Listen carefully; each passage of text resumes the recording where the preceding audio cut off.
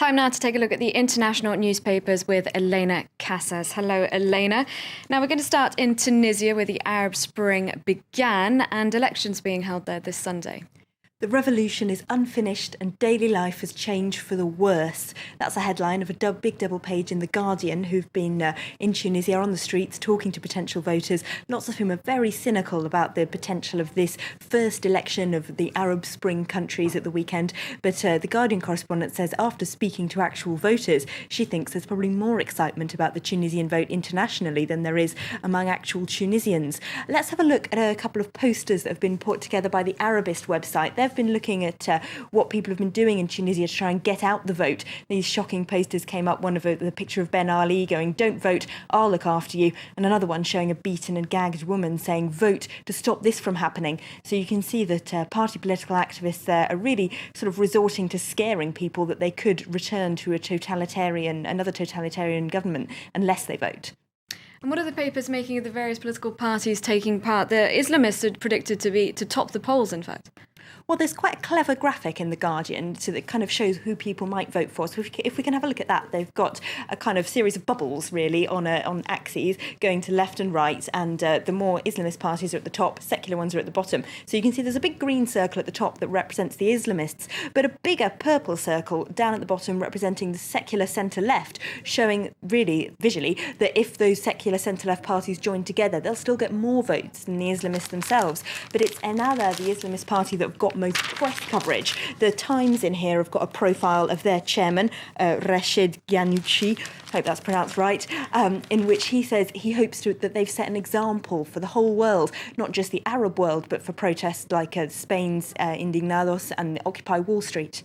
Speaking of Wall Street protests, there, police in New York have been accused of Stalinist erosion of protest rights.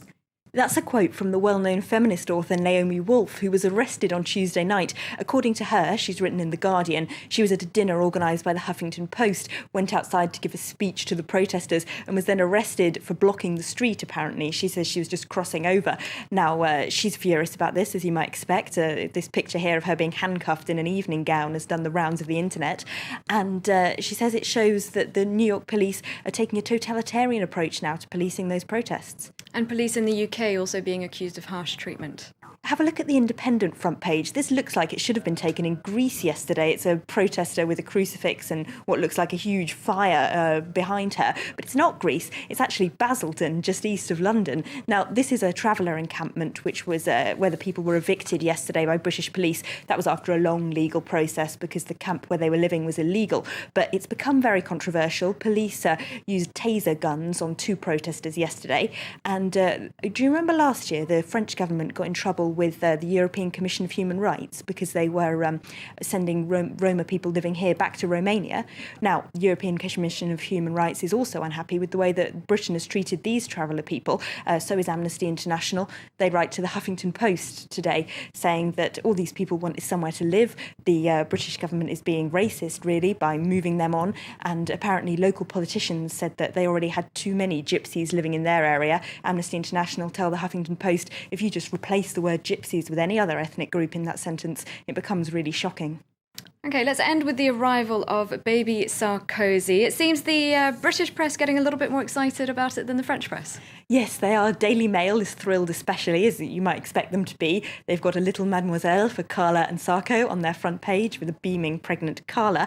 And inside they have an article saying that all women can learn from Carla, apparently, according to the Daily Mail, about how to be graceful in your pregnancy, how to protect children from the public glare. And also, apparently, we should be grateful to her, says the Daily Mail, for being so honest as to complain about how she was fed up with being pregnant and not being able to drink or smoke.